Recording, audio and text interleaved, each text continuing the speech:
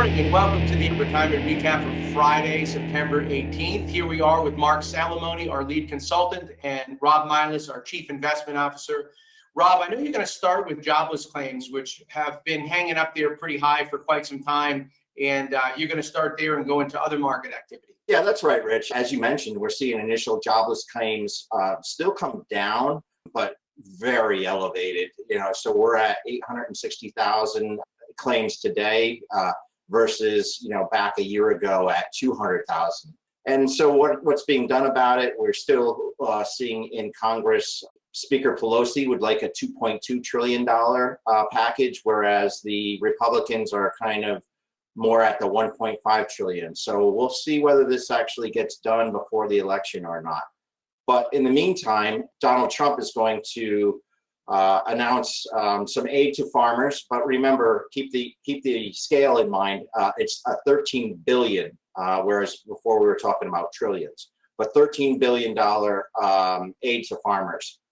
And then, finally, we've seen it this past week. We were doing quite well four of the trading days, and then yesterday we had a pretty big correction. So we're seeing mega cap tech really kind of correct, whereas the small caps have actually continued to rebound. In the picture, you can see for the week what the returns were for large cap tech. You can see Apple, Microsoft, Amazon. All of those leaders really corrected in this past week, and we'll see if that continues. Thanks, Rob. Yeah, that whipsaw that the market has going on now, I'll talk about that in a moment and how it impacts the presidential election. But with all the volatility you're talking about legislatively, politically, market-wise, Mark's about to tell us that we don't need to worry, and being calm is the right thing to do.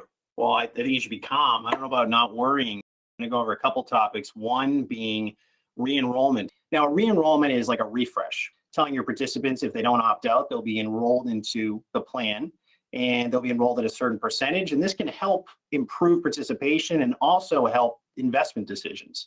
During the year, obviously, the market's been a whipsaw and a roller coaster, as Rob has mentioned. And as a result, a lot of participants might have made choices that they want to undo. Maybe some participants have stopped contributing altogether, and a re-enrollment can refresh all that. Now, you have to think about your business prior to doing something like that. You have to make sure that, number one, your employees would take well to something like that. If the business is still suffering, that might not be a good idea. You also want to make sure it's communicated very well. So communication of this process should be done at least 60 days in advance, and continued communication. So if you're working with a consultant, you definitely want to lead on them for that, to help you go through that process, to explain it to the employees.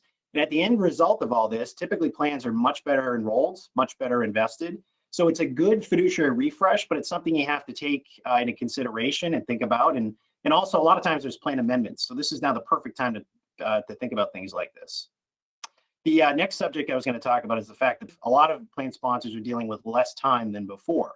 So there's a recent study that came out by Mercer that shows that plan sponsors have 50% less time to dedicate to the 401k plan.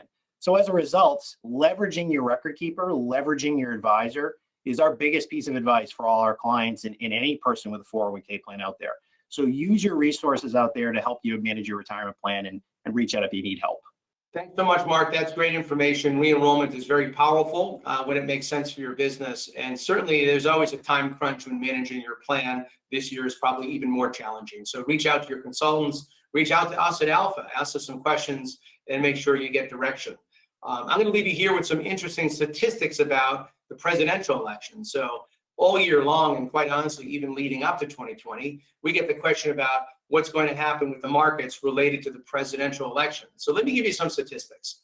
So 20 of the last 23 presidential elections, the incumbent president has won when the S&P was positive leading up to the election.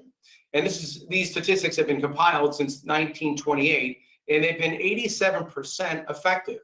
So you're probably asking, well, where's the market right now? And what has it been doing lately? So in August, the market has been positive. It ended positive. September, as Rob indicated, it's been all over the place, currently negative. And what makes this even more challenging is October has always been a volatile month, regardless of whether there's a presidential election or not. So interesting statistics. Who knows if it actually means anything, but it's certainly fun to watch. So thanks for joining us here on Fiduciary Friday. Have a great weekend, and we'll see you next week.